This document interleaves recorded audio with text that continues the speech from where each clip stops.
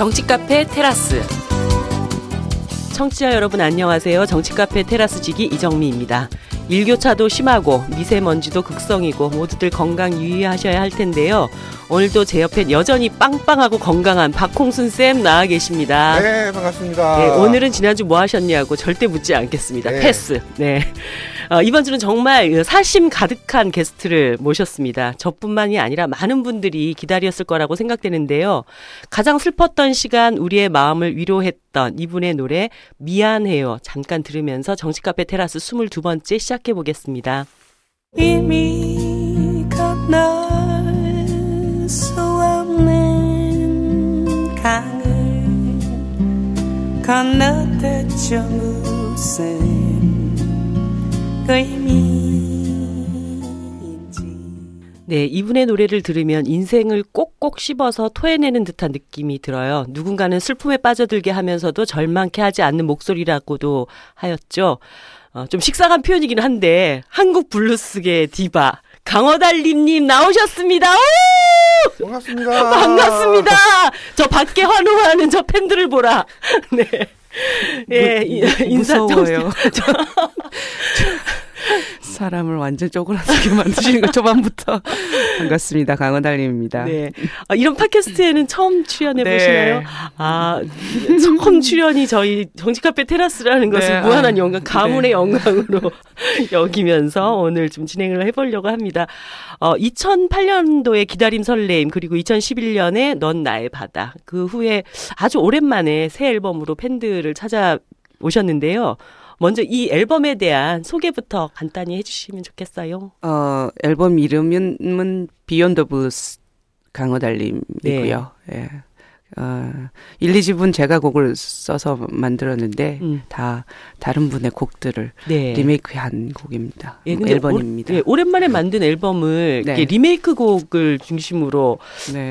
한번 제작을 해봐야 되겠다 이런 생각을 하게 된 계기는 뭐였어요?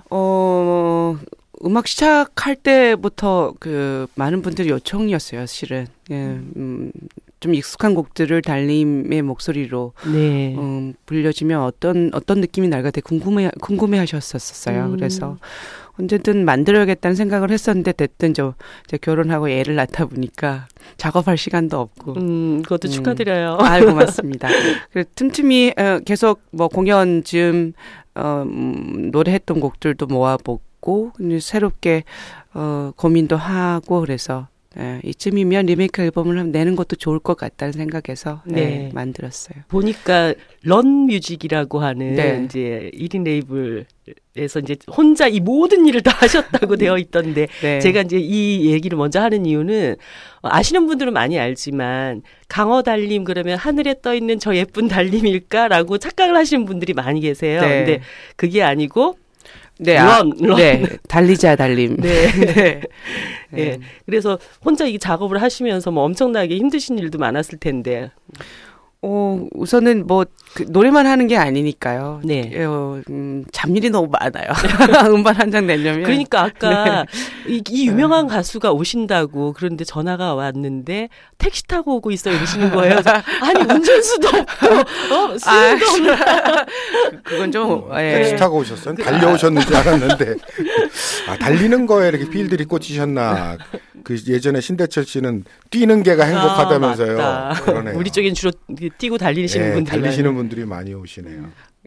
생각대로 그렇게 해주셔서 너무 감사한데요. 저 스타 아니고요. 네, 그렇게 글쎄요. 많이 띄워주셔서 그런지 모르겠지만 유명한 것 같지도 않고요.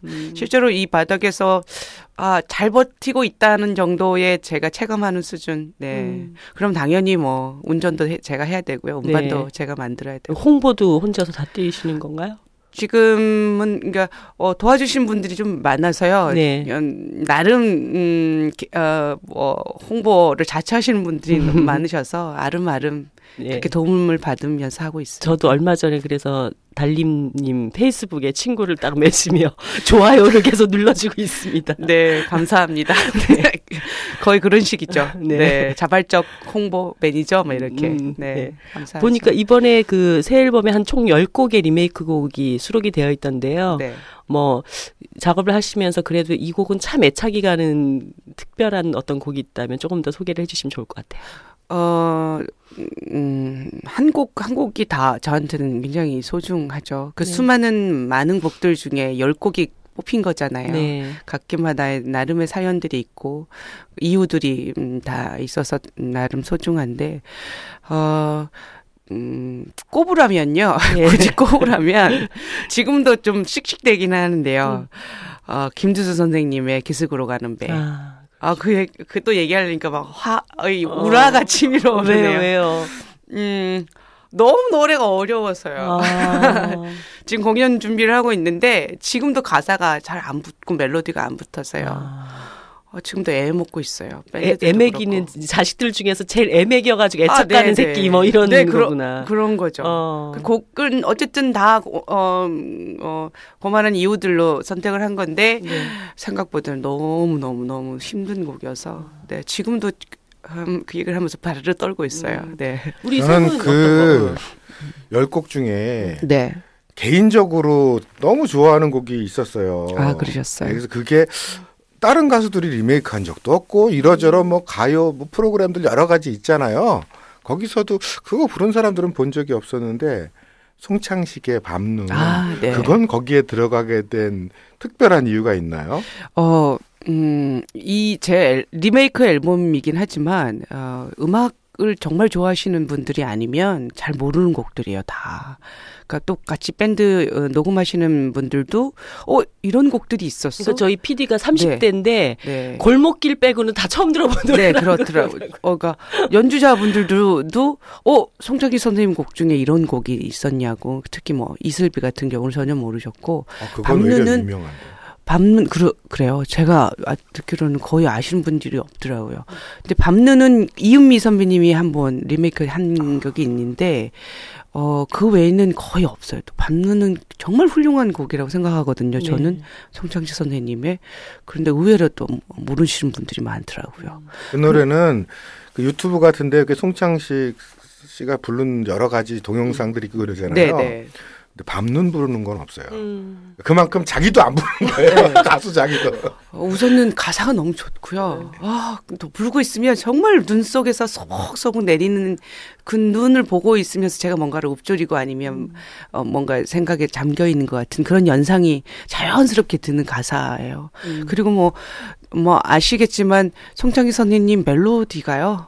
어떻게 그렇게 쓰는지. 그러니까 지금 들어가는 곡들이 다 그런 곡들이긴 하지만 다 싱어송라이터시잖아요. 네. 김두수 선생님도 그렇고 이정선 선생님, 어민호, 뭐 최수영, 윤명훈, 송창기 선생님들도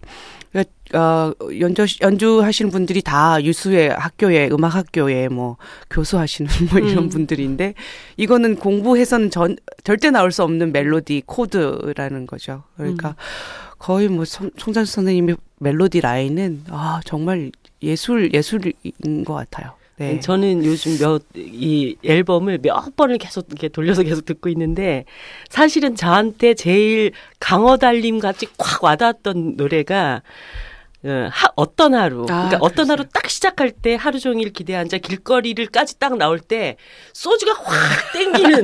또 술. 아니 진짜 소주가 확 밀려오는 거야. 근데 뒤에 보니까 술도 한 잔 마셨지까지 딱 나오더라고요. 그래서 이건 완전히 내 노래인데 앞부분에 잠깐만 좀 들려주실 수 없을까요? 하루 종일 기대앉아 길거리를 지나가는 사람들만. 실은 이게 처음에 첫 트랙 녹음한 거 있는데요. 제가 갖고 있는 지금도 실은 듣거든요. 근데 그때는 제가 정말 술 먹은 것처럼 노래를 불렀더라고요. 박자도 약간 가고요. 음정 툰도 약간 가는데 몽롱하게. 네. 근데 이게 아까 말씀드렸듯이 각자의 곡마다 사연이 있다고 그랬잖아요. 네. 이 곡 또 말씀대로 제가 한참 힘들었을 때 정말로 지나가는 사람들만 쳐다보면서 멍 때리면서 정말 그럴 때가 있죠. 술을 찾았을 때가 있었었거든요. 담배도 그랬었었고 그때 생각이 정말 많이 났었어요. 곡은. 네. 역시 블루스는 술이 있어야 돼요. 제가 좋아하는 옛날 1920년대 초창기 블루스의 진짜 디바죠. 베시 스미스라고 흑인 네. 뭐 있다 무슨 여자거든요. 베제 스미스는 예. 블루스 모든 그 우상이라고 뭐 할 수 네, 있겠는데 어머니라고 얘기하시러. 오, 그 예. 우연하게 모르는 게 아니 없는 우연하게 예전에 그 세인트 루이스 블루스라고 그 영화가 있잖아요. 네. 거기 보니까 이분이 스미스 이분이 아예 술을 마시면서 노래를 부르는 거예요. 계속 내가 하고 방 싶은 안에서 건데. 이렇게 앉아가지고 독한 술을 마시다가 또 술집에서 계속 술잔을 붙잡고 노래를 부르는 거예요. 아, 너무 멋지다. 그 영상 한번 그- 보여줘요. 네. 유튜브에 가면 있어요. 네, 알겠습니다. 예, 그래서 블루스와 술은 이 끝낼래야 끊을 수 없는 인연이구나. 근데 유독 다른 음반은 이 정도까지는 아닌데요. 실은 뭐 음반평을 좀 봤는데 평론을 하시는 분들도 조차 술이 술을 부르는 음반. 꼭 술을 마시지 않아도 음악을 들으면서 술에 취한 것 같다는 뭐 이런 식의 네. 음반평들을 내놔서 그런가. 아니 제가 오늘 아침에 제가 그 당사까지 항상 걸어서 출퇴근을 하는데 음악을 쭉 듣다가 그 채베코의 내 마음 갈 곳을인가 그 노래가 나오는데 그 네. 여의도 뒷길을 쭉 걸어오는데 갑자기 눈물이 막 줄줄 나는 거예요. 왜냐하면 네. 우리 엄마가 살아생전에 제일 좋아했던 노래가 이 채베코 씨의 내 마음 갈 곳을 잃어인데, 그러니까 가사를 음미하면서 쭉 듣다 보니까 갑자기 우리 엄마도 그때는 여자였구나 그 생각이 딱 떠오르는 그거 거예요. 아세요? 이거 3호곡인 거. 아, 이게 그런가요? 어머님 돌아가시고 채베코 선생님이 어머니를 기리면서 만든 가사예요. 정말? 네. 아, 연애담이 아니었구나. 네네, 아니었죠. 아니 진짜 막 엄마 네. 생각을 하면서 눈물을 줄줄 흘리고 아침에 출근을 했다니까 이 노래를 들으면서. 그렇죠. 또 사연을 말씀드리자면 제가 거의 마마걸 수준이거든요. 저희 어머니를 굉장히 존경하고 좋아하고 사랑하는데 저희 어머니 인생 자체가 너무 고단하고 험난하셔서 아직 돌아가시지 않았는데 네. 그런 어머니에 대한 그 부채의식 그런 마음이 혹시 돌아가시면 어쩌지? 이런 마음이 네. 담긴 곡이에요. 아, 부르면서 그런 생각하면서 갑자기 또 에이 어떡해. 네. 네, 아무튼 아시는 거 아니셨어요? 저는 그게 3호곡이라는 건 몰랐고 우리 엄마가 생전에 너무 이 노래를 좋아해서 매일 집에다가 이거를 틀어놓고 이거랑 가을비 우산속 이 두 네. 노래를 굉장히 좋아했는데 이 가사가 엄마가 이런 마음으로 이 노래를 들었겠구나. 네. 나는 항상 나에게는 엄마였지만 그 엄마도 여자였구나. 이거를 네. 오늘 네. 다시 생각을 하게 된 거예요. 네. 어머님이 좀 세련되셨네요. 가을비 우산 속이나 네. 채베코 노래 들으셨으니까. 네. 갑자기 술이 확 땡기네요. 그러니까 끝나고 그냥 소주를 한 잔 마시고. 네. 네. 기승전 술. 항상 마지막에 그것을 끝나는. 기승전 술이에요. 예. 아무튼 많은 분들이 이 음반을 새롭게 또 많이 들어봐 주시고 하면 좋을 것 같아요. 우리 강어달림님 여러 가지 이제 동영상을 좀 찾아보다 보니까 강어달림 검색을 했더니 아이언 도끼가 엄청나게 많이 연관 검색어로 뜨더라고요. 근데 저는 사실은 이 쇼미더머니 네. 예, 이 프로그램을 한 번도 본 적이 없어요. 네. 근데 이게 이제 힙합 가수들의 등용문 같은 네, 네. 그런 오디션 프로그램이던데 거기에서 피처링을 하시면서 그분이 우승전까지 이제 가서 준결승전이었죠. 네. 저도 몰랐어요. 그런 프로그램이 있는지. 집에 TV가 없으니까. 네. 근데 뭐 섭외가 들어왔는데 그러니까 힙합 피처링에 대해서는 관심은 예전부터 있었는데 우선 네. 경선이잖아요. 제가 제 연차에 이런 걸 해도 되나 뭐 이런 약간 그런 생각도 했었었고 노래 경선하는데 제가 가서 노래를 해야 하나 뭐 이런 생각도 했었는데 그때는 매니저가 있었어요. 이건 지금 해야 제일 된다. 이슈가 되는 프로그램이다. 난리가 아니라 네. 그러더라고요. 그래 뭐 한번 어떤 친구인지 좀 들어보고 결정하겠다 그랬더니 되게 음악을 잘하는 친구였었어요. 가사도 완전히 네, 되게 음악을 랩을 잘하는 친구여서 그래 그리고 또 곡을 줬는데 또 도끼라는 곡이어서 가사가 또 제 취향에도 맞고 이래서 근데 알고 봤더니 그 중간에 이제 아이언이 요구를 했던 거 이 부분에 무당처럼 이렇게 요성을 줄여줄 수 있는 사람을 찾는데 마침 그 쇼미더머니 메인 작가 분이 저 음악을 또 좋아하는 분이었던 거죠. 그래. 그러면 여기는 강호달님밖에 없어요. 이렇게 추천을 해줬던 모양이에요. 네. 그래서 했는데 저는 그렇게 반응이 나올 거란 생각을 못했는데 지나고 나니까 제가 한 이틀 3일을 거의 검색에 계속 올라오는데 네. 그 뒤에 뭐 인터넷 뜬 거 보니까 도끼 할머니 막 이런 걸로 그러니까 뜨는 거 보니까 주로 그 네티즌들의 글이 이런 식이야. 크크크크 저 아줌마 쩐다. 그러니까 강호달님이 누군지를 모르는 거야. 근데 갑자기 어떤 여자가 나와서 노래를 하는데 그런 거죠. 그것도 그냥 나온 게 아니라 무대 뒤에서. 밑에서 귀신처럼 이렇게 올라오니까 조명 받으면서 무당 딱 맞네 이미지가. 그러니까 정말 이 노래를 정말 좋아서 검색어를 해본 게 아니고 이 젊은 친구들이 네. 이제 인터넷에 강한 친구들인 거죠. 20대, 10대에서 그렇죠. 제일 많이 보는 프로그램이니까 도대체 그 친구들은 요즘 팝도 안 들으니까요. 네. 말랑말랑한 요즘 우리나라 대세 음악들이 다 말랑말랑하게 깨끗하잖아요. 근데 갑자기 뭐 걸쭉한 뭐 머리 빡빡 민 여자가 나오니까 저 여자 누구야? 이게 호기심이었던 거죠. 예. 잘생긴 우리 오빠 뒤에서 저 뭐 하는 짓이야? 이러면서. 제가 그 댓글 중에 웃긴 거가 아까 크크크크 저 아줌마 쩐다랑 누가 지식인에다가 강호달님 연세가 어떻게 되세요?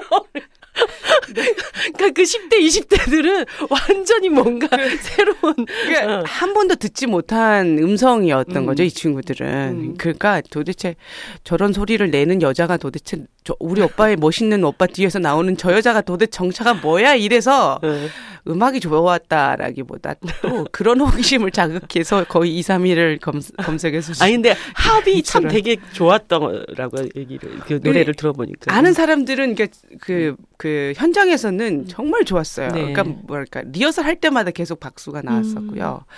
프로듀서나 방송 관계자들도 지나가면서 계속 너무 좋다고 감사하다고 이렇게 얘기를 했었었고 지금도 실은 아연 씨는 때때마다 연락이 와요. 명절 때도 오거나. 그분은 잘 되고 계신가요? 이번에 새로운 음반이 나오는데 이 음반 나오자마자 또 트윗을 올렸더라고요. 지금 힐링 중이라면서.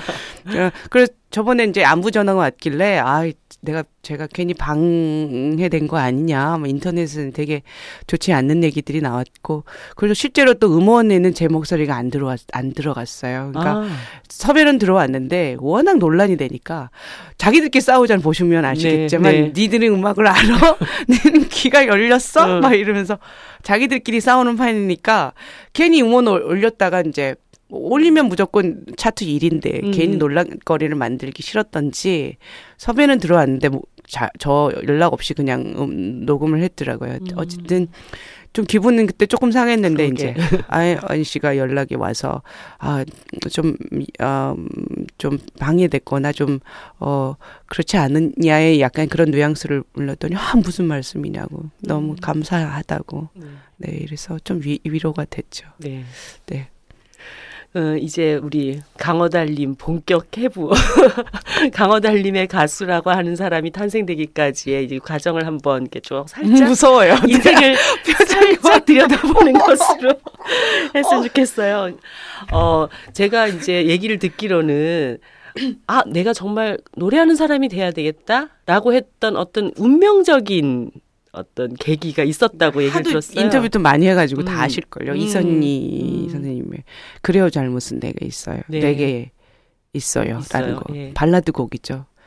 거의 유일하다시피. 그래서 그게 강호달님 이후 어떤 그 음악하고 이 노래로 내 가수가 돼야지 했던 것에 비해서 그 이후의 음악 색깔은 또 그거랑 약간 조금 다른 느낌이 있잖아요. 그중에 이선 선생님 곡 중에 가장 읊조리면서 부르는 곡들이에요. 다른 곡이에요. 다른 곡은 다 지르는 곡들인데 그래요 잘못은 내게 있어요로는 약간 다운돼서 좀 부르시는 곡이었는데 그런 감성이 저한테 좀 그때 그 순간적인 느낌에 영향을 주셨나 봐요. 몇 살 때? 그러니까 그때는 국민학교 때였으니까 6학년 때. 달님도 국민학교 세대인가? 네. 저 29. 네. 전 초등학교 다녔어요. 뻥치지 마세요. 어디서 지금? 네, 초등학교 때. 네. 그렇겠죠. 보통 학교. 아니 밖에서 박홍순 선생님은 국민학교 수태가 아니고 보통 학교 때.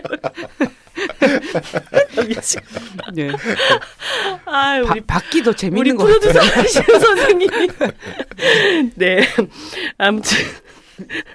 네, 그렇게 해서 이제 가수가 돼야 되겠다고 생각하고 난 후에 가수가 되는 어떤 길까지, 데뷔를 하실 때까지 굉장히 많은 또 우여곡절이, 뭐, 대한민국에서 노래를 하시는 분들은 모두 다가 그런 과정을 다 겪으시겠지만, 제가 알기로는 고등학교 때 뭐, 이렇게 기타를 살 수가 없어서 연극을 하셨다, 뭐 이런 얘기도 있었고. 네. 예. 근데 이제 그때 이후로 저의 모든 생각은 이제 가수가 되어야 됐다는 거에 집중이 된 거죠. 네. 그러니까 중학교는 의무 교육이었으니까 갔고, 이제 고등학교도 그때는 제가 서울 예전 실용음악과가 있는지 몰랐어요. 완전 깡총 시골이니까 음악적인 환경이 전혀 없어서 아무것도 없는 상황이니까 그냥 왜 그런 생각을 했는지 모르겠지만 그 생각 드는 이후로 모든 관점 그리고 행동 지령은 노래해야겠다. 그래서 고등학교 진학을 인문계가 아닌 이제 사업계를 네. 간 거죠. 어쨌든 이제 취업을 해서라도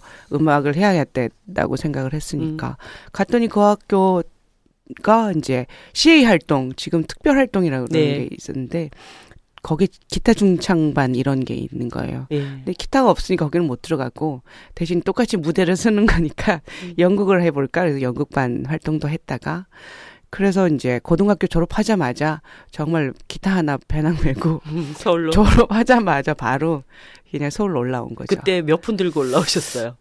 거의 돈이 차비만 들고 차비만 왔었으니까요. 들고. 네. 무작정 상점이 그때 많았어요. 네, 그때는 그랬죠. 네, 그랬던 것 같아요. 그래서 조그만 회사에서 취업해서 이제 본격적인 이제 서울 생활을 했던 거죠. 네. 그러면 뭐 노래를 이제 가수가 되기 위해서는 기본적으로 뭐 노래 작업을 준비하는 어떤 그런 과정을 거치셔야 되잖아요. 그런 건 어떻게 준비를 하시나요? 그러니까 전혀 이제 정보가 없으니까요. 우선은 이제 그때 생각은 3년 정도 돈을 벌어서 최소한 서울에서 그 독립할 수 있는 정도는 돈을 벌어야겠다 생각해서 그 기간이 3년이었던 거죠. 3년 직장 생활을 하고 네. 모든 지금 생각해도 다 가지고 있는데요. 다 자료와 글로 써서 몇 년 뭐 직장 생활하게 돈 얼마 모으기 이렇게 해서 뭘 하게. 네, 그러니까 모든 앞에 일이 다 계획대로 진행되는 나름의 철저한 계획 안에서 무작정은 상경을 했지만 모든 행동은 다 계획하에 이루어지는. 그래서 이제 적금 그때 월급이 30만 원 좀 넘었었던가 그랬던 것 같아요. 23만 원씩 적금을 하면 3년을 하면 1,000만 원 만들어지는 1,000만 원 만들어지면 전세를 얻을 수 있는 그렇게 해서 3년 이후에 뭐 이제 본격적인 음악 하기 돌입 뭐 이렇게 써 있더라고요. 이제 얼마 전에도 봤었는데 했는데 우연찮게 이제 지역 잡지 안에 노래패 모임 이걸 본 거죠. 그래서 뭐 어쨌든 그거라도 뭐 뭔지 한번 가봤더니 지역에 노래를 좋아하는 사람들이 모여서 이제 서로 노래 부르고 만남을 이어가는 그런 모임이었는데 거기서 처음 이제 실용음악과가 있다는 걸 처음 들은 거죠. 서울 예전이. 이런 일이 나에게 이런 그런 게 없어서 계획을 세울 때 정보를 파악하는 것에 소홀했군요. 네, 소홀했죠. 왜냐하면 그런 것도 개념이 전혀 없었, TV도 없었었고 그때는 집에 상황이 그러니까 주변에 음악하는 사람도 한 명도 없었었고 단지 이제 고등학교 때 순천에 이제 실용음악을 하는 뭐 비슷한 데가 있어서 그때 뭐 청소년 가요제라고 KBS에 있었어요. 그거 주워 들어서 원장님 설득시켜서 곡을 받아서 이렇게 가요제 한번 출전해 본 적이 있어요. 그래서 본선까지는 올라갔죠. 그거 외에는 거의 뭐 없었으니까. 근데 그 소식을 듣고 바로 이제 회사를 그만을 둔 거죠. 그러면서 이제 아르바이트 하면서 실용음악과를 가기 위한 이제 처음 시도가 시작이 된 거죠. 근데 이제 여러 장르의 많은 음악들 중에 강허달님의 음악이 이제 블루스 음악이라고 얘기를 하잖아요. 이런 음악을 하게 됐던 나는 정말 이런 노래를 해야 되겠다. 이렇게 특별히 생각하게 됐던 어떤 영향을 받은 가수나 이런 것이 있었나요? 제가 지금 이 자리에 서 있는 건 제 색깔을 찾아가는 거 지금도 어쨌든 과정이지만 이런 블루지한 색깔이 있다는 거를 제 자신은 몰랐죠. 그래서 그렇게 재수를 하다가 뭐 1년, 2년 처음 뭐 피아노도 쳐보고 화성악이란 걸 처음 해봤는데 뭐 서울예전 그때는 실용음악과가 지금이야 뭐 발에 걸리는 게 실용음악과지만 그때는 한 곳밖에 없으니까 얼마나 경쟁이 치열하겠어요. 그러니까 뭐 1년 반 준비해가지고 뭐 택도 없는 거죠. 그런 차에 이제 재즈 아카데미가 생긴 거죠. 최초로 실용음악과 우리나라에. 거기서 수업 과정에 블루스 앙상블이라는 수업이 있었어요. 근데 그때는 이제 저는 얼마나 신났겠어요. 음악을 처음 접하는 데니까. 이제 모든 수업, 보컬에 관련된 수업 말고 제가 들을 수 있는 수업은 다 들어가게 된 거죠. 근데 유일하게 거기 블루스 앙상블 시간이 있는데 파트별로 무대 올라가서 계속 잼을 하는 시간인 거죠. 저도 모르게 어쨌든 의무적으로 올라가니까 저도 모르게 무대에서 뭐 난장을 피웠나 봐요. 뭐 그게 블루스인지도 모르고 돌아가는 그 폼이 굉장히 익숙한 거예요. 그래서 저도 모르게 가사도 만들어가면서 막 요소를 사람들 이렇게 세워서 뭐 지금도 생각나요. 한상원 선생님이라고 기타 치시는 굉장히 유명하신 분이 있는데 한상원 당신은 음악을 안 돼서 어디 그런데 너는 죽느냐 사느냐 햄릿도 그렇게는 뭐 이렇게 가사를 만들어서 즉흥적으로. 근데 그런 걸 본 기타 치는 친구가 저를 유심히 본 거죠. 굉장히 그 친구도 블루스 좋아했던 친구인데 그 친구가 이제 우리나라에 유일하게 있었던 저스트 블루스라는 클럽이 그때 있었었는데 거기에 저를 보컬로 추천을 한 거죠. 추천을 해준 거죠. 그때 이제 말미에 마고라는 팀을 하고 있었는데 너무 음악하는 게 이게 음악이 아닌 것 같아서 좀 나오려고 고심하고 있는 찰나에 그 친구한테 이제 저스트 블루스라는 클럽이 있는데 너한테 잘 맞을 것 같다 간 거죠. 오디션 보러.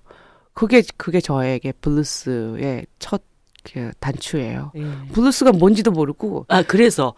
그러니까 사실 우리가 블루스 하는데 블루스 음악이라는 게 도대체 뭔가에 대해서는 사실 명확하게 정의가 그러니까 사실 그건 느낌으로 이건 블루스야라고 생각은 하지만 블루스가 뭐예요? 잘 말씀하셨는데요. 그냥 느낌 아닐까요? 그럼에도 불구하고 어떤 블루스 음악의 특징 같은 게 있을 수 있잖아요. 음악적으로 따지면 12마디라는 마디수 안에 코드 3가지 정도의 코드로 계속 반복이 되는 음악이에요. 음악적으로 분석을 하자면 굉장히 단순한 예를 거죠. 들어 어떻게 표현할 수가 있을까요? 그거를 실제 음악으로 그러니까 음계로 어떻게 표현할 수가 있을까요? 우리나라의 뭐 궁상각지호라고 그러잖아요. 펜타토닉이라는 스케일이 있어요.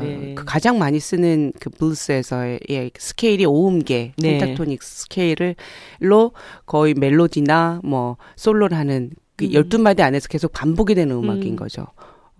그래서 장르로 따지면 음악적인 분석을 따지면 그렇게 되는 거고요.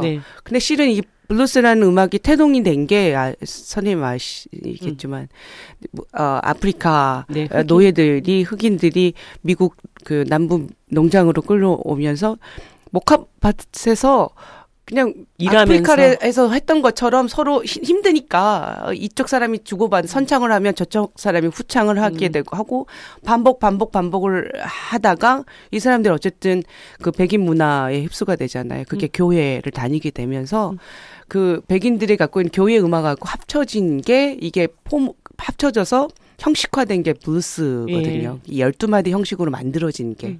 그러니까 결국은 말 그대로 정말 우리가 생활하면서 흥얼흥얼 거렸던 음악이 음악적인 장르로 태동이 된 거니까요. 진짜 삶에서 가장 밀접한 음악이 블루스라고 부르면 될 것 같아요. 근데 한편에서는 이제 블루스 음악이 또 한편은 정치적으로도 상당히 또 유의미하게 해석되어지는 부분이 많이 있잖아요. 예전에 68 당시에 이 블루스 음악이 그런 어떤 대중들의 마음을 사로잡으면서 뭔가 그런 동력을 이끌어내는 그런 역할을 했다는 이런 얘기들도 있고. 그만큼 가장 원초적인 거잖아요. 그러니까 그냥 삶 자체에서 바닥 자체에서 나오는 음악이니까 그것만큼 사람들의 마음을 움직이는 음악이 어디 있겠어요. 그러니까 저는 그렇게 생각하고 있습니다. 특히 그 1920년대 30년대 초기 블루스들 보면요. 그 진짜 원시적인 목소리 네, 있잖아요. 그렇죠. 그냥 원초적인 목소리. 저 들판에서 나올 것 같은. 그렇죠.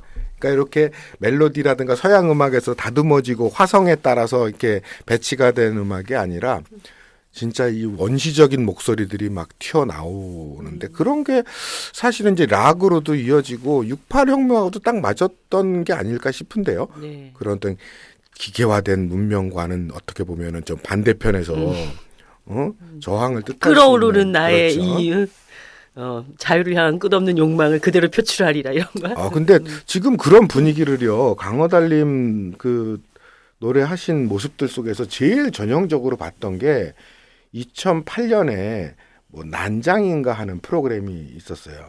거기 이렇게 동영상이 있더라고요. 동영상 엄청 열심히 근데, 찾아봤네. 열심히 봤어요. 근데 그 이정선 님이 기타 반주하고 네. 거기서 건널 수 없는 강을 부르시는데 네. 거기서 제일 그걸 느꼈어요. 그래요? 원시적인 목소리를 토해내는 것. 오히려 그 이후보다 네. 그 노래에서 그게 굉장히 짙게 막 느껴지더라고요. 이번에 이정선 선생님 음반을 드렸는데 첫 마디가 그러셨어요.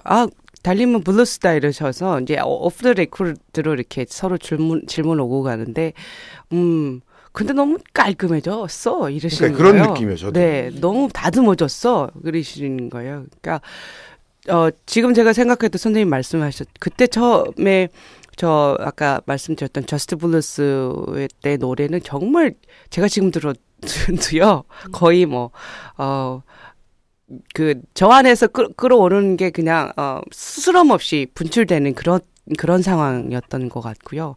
그거는 만들어줄 수가 없는 저 본연의 소리들이었던 것 같고 그게 아마 그쯤이면 거의 말미 이 1집 이후에 많이 이제 1집이 그나마 좀 그런 소리가 많이 담겨져 있고 거칠고 이런 소리들이 2집부터는 많이 좀 말끔해진 것 같고요. 그래서 저 나름 이제 블루지한 음반을 좀 나름은 컨셉을 갖고 이번 앨범을 만들었는데 저도 모르게 이제 많이 다듬어졌나 봐요. 그래서 제가 들어도 많이 깔끔해졌어요. 그랬더니 아니나 다를까 이정 선생님이 좀 블루스는 더 거칠고 뭔가 더 해야 되는데 너무 깔끔해졌다고 그러시더라고요. 그래서 선생님 맞습니다. 제가 그렇게 저와 함께 벌판을 더 많이 달려보셔야. 아니 근데 그 인식이 싫었던 거 저는 지금도 마찬가지인데 블루스를 한다고 하면 사람들이 그렇게 술 마시고 널브러지고 막 이러거나 뭐 저는 그런 인식 자체가 정말 좀 실은 정말 거북해요. 그러니까 저는 제 생활은 물론 술을 좋아하고 막 이러지만 굉장히 타이트하고 이렇게 굉장히 계획하고 섬세하게 제 생활 자체가 이루어지는데 네. 사람들 제가 강화달린 그러면 직접 보지 않거나 생활 직접적으로 체험하지 않는 사람들은 마치 그렇게 마치 저처럼 살 것이다. 네.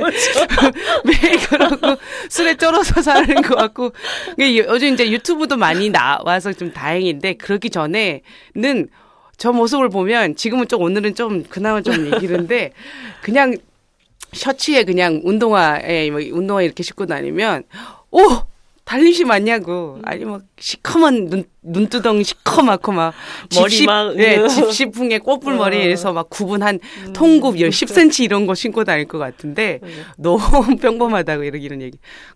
그런 제 마음 블루스를 음악을 해야 하면 뭐 생활 자체도 그렇게 블루스해야 되고 음악 하는 것처럼 막 하는 거는 저는 되게 불편해서 그냥 생활은 생활인.